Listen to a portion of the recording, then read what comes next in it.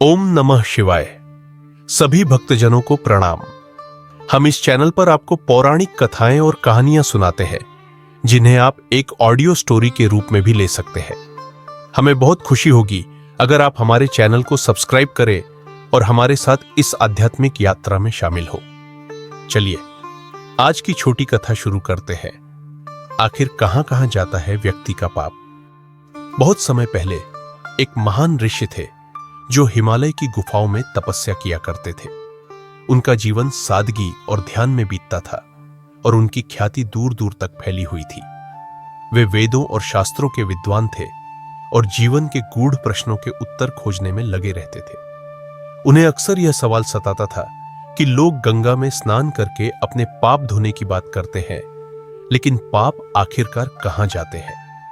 ऋषि का मन इस विचार में उलझा रहता कि यदि गंगा ही सारे पापों को समाहित करती है तो क्या गंगा स्वयं पापमयी नहीं हो जाती। यह सवाल उन्हें दिन रात परेशान करता रहता। उन्होंने तय किया कि इसका उत्तर केवल गहन तपस्या से ही प्राप्त हो सकता है, इसलिए उन्होंने घोर तपस्या का संकल्प लिया। ऋषि ने अपनी तपस्या प्रारंभ की और कई वर्षों तक ध्यान, जप और ध्यान में लगे रहे। उनकी तपस्या इतनी शक्तिशाली थी कि देवताओं तक उनके ध्यान की ऊर्जा पहुंची। देवताओं ने सोचा कि ऋषि की यह तपस्या किसी महान उद्देश्य के लिए है, इसलिए वे उनके सामने प्रकट हुए। देवताओं ने पूछा, हे महर्षि, आपकी तपस्या इतनी गहन और निरंतर है, आप किस उद्देश्य के लिए तप कर रहे हैं? हमें बताइए ताकि हम आपकी सहायता कर सकें। ऋषि ने अपनी जिज्ञासा देवताओं के सामने रखी। हे देवगण, मेरी एक जिज्ञासा है। जब लोग अपने पाप धोने के लिए गंगा में स्नान करते हैं तो वे पाप कहां जाते हैं? क्या गंगा पापमयी हो जाती है? देवताओं ने कहा, हे ऋषि, यह एक महत्वपूर्ण प्रश्न है। इसका उत्तर जानने के लिए हमें गंगा माता से पूछना चाहिए। चलिए हम गंगा जी के पास चलते हैं। ऋषि और देवगण गंगा के तट पर पहुंचे। गंगा माता ने उन्हें देखकर आदर पूर्वक उनका स्वागत किया।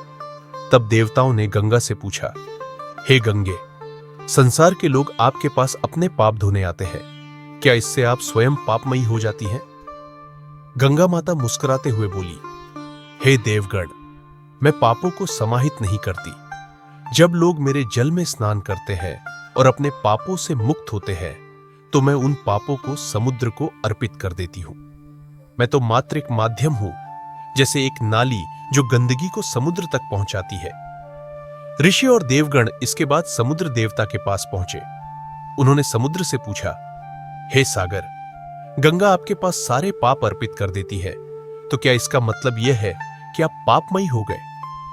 समुद्र देवता ने गंभीरता से उत्तर दिया, हे ऋषि और देवगण, मैं पापों को नहीं रखता।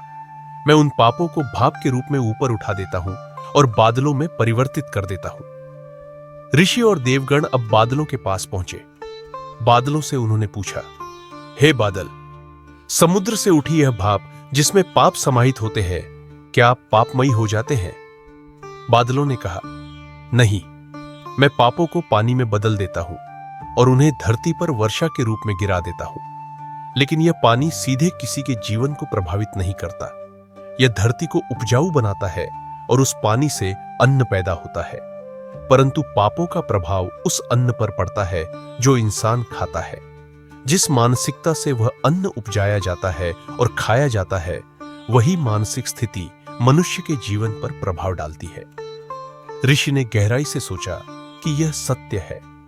ये पाप कहीं गायब नहीं होते, वे मनुष्य के व्यवहार और मानसिकता में समाहित हो जाते हैं। जब लोग पाप से कमाया हुआ धन अन्न खरीदने में लगाते हैं तो वह अन्न उनकी मानसिकता पर गहरा प्रभाव डालता है।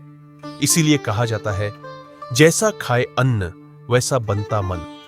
अगर अन्न शांति, सत्कर्म और सद्भावना से अर्जित धन से खरीदा जाता है तो उसका प्रभाव भी सकारात्मक होता है, लेकिन अगर वह अन्न पाप, छल या बुराई से कमाए गए धन से प्राप्त होता है तो उसका असर भी वैसा ही होता है। इस कथा का गहरा संदेश यह है कि कर्म का फल अवश्य मिलता है और पाप या पुण्य हमारे चारों ओर घूमते रहते हैं। चाहे पाप का भौतिक रूप गंगा में बह जाए, समुद्र में समाहित हो या बादलों में बदल जाए, अंततः उसका प्रभाव हमारे जीवन पर पड़ता है। इसलिए हमें अपने कर्मों के प्रति हमेशा सतर्क रहना चाहिए।